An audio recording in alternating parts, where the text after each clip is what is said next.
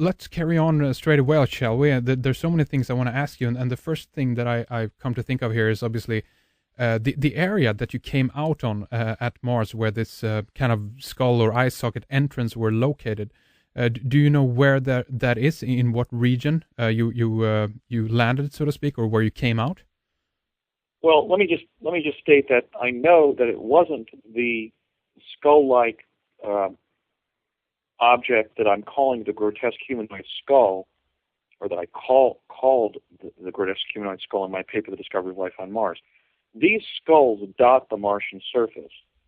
There are different skulls that look like fossils of human and animal skulls, and different sort of environmentally slightly obscured, sort of environmentally balanced statuary that mark apertures to the underground Martian civilization that sentient humanoids can see when they are, bipedally traveling by foot, on the surface of Mars. In other words, it was clear to me as a human being from Earth during my second trip to Mars that I took in the company of Courtney M. Hunt, that you look at an object and it's clearly not just a pile of boulders. You can see that it's actually a sculpture that indicates that you can get to the underground civilization there at that aperture point on the surface. So I don't know where on the surface of Mars we went, but I would conjecture that it was probably in the middle latitudes of the northern hemisphere of Mars. For example,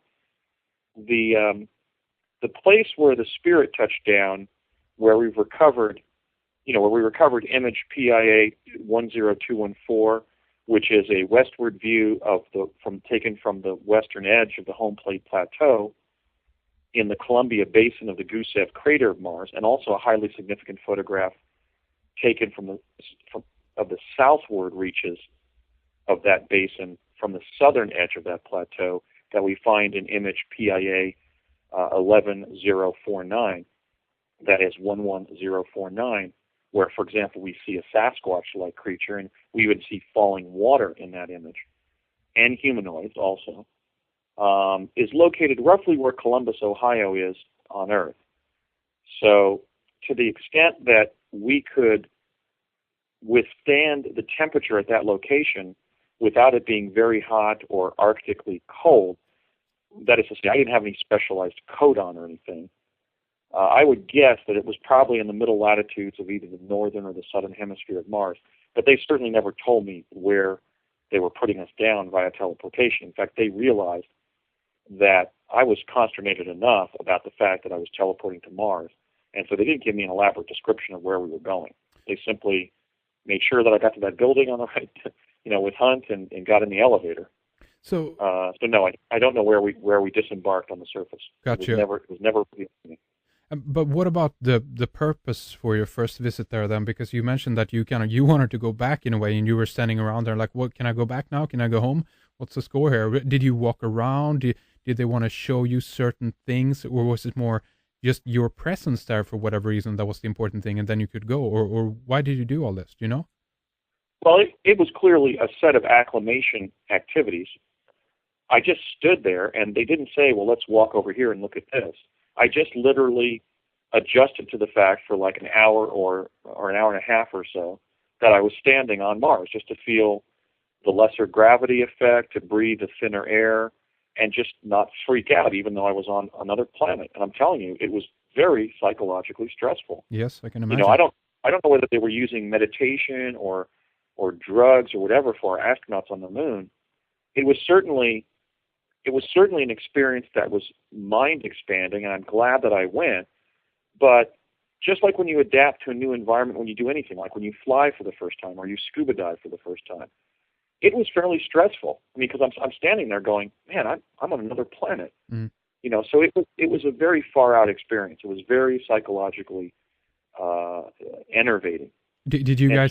Did you talk? Did you ask them questions? Did they want to know stuff about you, or was it silence during this time? I was kind of in this weird state of mind because I was just adjusting to the fact that I was on Mars, and they were just sort of standing around. And I asked them a couple of times, "Can I go back?"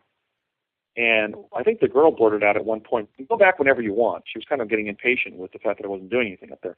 So clearly they wanted to acclimate me to what was on Mars, or at least make sure I got up there. So that was in July of '81. Then there was a brief discussion between Hunt and I about what I had done, and a couple weeks later he said, "You're going up again." And I said, "Why?" And he goes, "We want you to walk around a little bit and just see what's up there." So I went up with him. In other words, he was in the jump room as well. We went to the same location, by the way. It was the same underground chamber with the stairwell. We walked out the same skull, but we walked across, and we maybe about a quarter of a mile or so, sort of like if you were sort of exploring, the area around Sedona or Flagstaff, on foot, thin air, red soil, and we walked over to this rudimentary house, and we went inside, and there was this Mars colonist, who was basically a human being from Earth, who was so frightened by our entry into his room, into his small house there, that he actually panicked and tried to scramble away. I think he thought we were there to kill him. But actually, let me say that when we walked up to his house, there was a being that consisted of a human being. It was a man with a bald head and muscular neck and shoulders, but the lower anatomy of a grub that bounded towards us by undulating his body and snarled at us. And when he got about 2 feet away from us, Hunt kind of dodged towards him, and he intimidated him. And he went. This creature went cowardly, bounding away, kind of bailing like a wounded dog. And Hunt then said, "He's harmless." So there was this kind of, I don't know what you would call it, a watchdog that was a hybrid between a human and a grub. Oof. Hunt then grabbed the screen door in front of this guy's house, and it's so rusted and deteriorated. It must have been because of whatever, the oxygen content, or just that it was an old structure, that it literally fell off in his hand. And he stacked this rusty, corroded, almost completely disintegrated screen door, and it just fell away. Basically, he just took it and sort of propped it up against the right side of the building. So he just kind of just let it hang loose to the right. So we then go inside this guy's house, and Hunt knew who he was, and he knew who Hunt was. But this man just panicked as if we were there basically to kill him, and to assassinate him in situ, as it was. And then once Hunt got him to calm down, said, "Listen, Bill," or whatever his name was, I don't remember. I think it was Bill, but he said, "Look, we're not here to harm you. We're just here to get an update." And he then started to recite several people on the project who had been killed by predators on the surface. So this man panicked, and Hunt calmed him down, and he began to speak in the way that people do when, let's say, they're in the advanced stages of exposure or adrenal exhaustion. He was speaking very quickly, what the psychologists would call hebephrenia, where he was just babbling and stuff was just pouring out of him. And what he was describing was that life on the surface there was very averse to human life, and some of the Mars explorers on his team had already been eaten by predators. And Hunt was just listening to him, and then he said, "Can I go back, Courtney? Can I go back?" And he goes, "Not now." And he said, "Why not?" He goes, "Because I have to take Andy home." So clearly there had been the decision to take me up there and walk around the surface for several hours with Courtney Hunt, but not stay there. I certainly wouldn't sleep there. I mean, Yeah.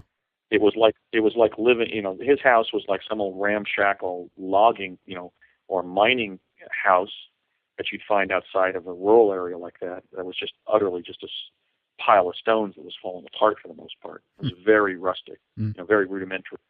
Anyway, so we then left his house and started to walk further along, and there were just different life forms that we encountered that were very peculiar. And at one point we went around a corner, and there were some that were like plants, but they had faces on them and stuff like that. It was just very, very bizarre. So we walked around for several hours, and it was very much like walking in a desert area. I remember that my thigh muscles got extremely fatigued, like they do when you're doing marathon swimming or hiking, especially at a high altitude. My legs got very heavy and very achy. But I wasn't ready to pass out. I mean, I certainly had the energy to walk.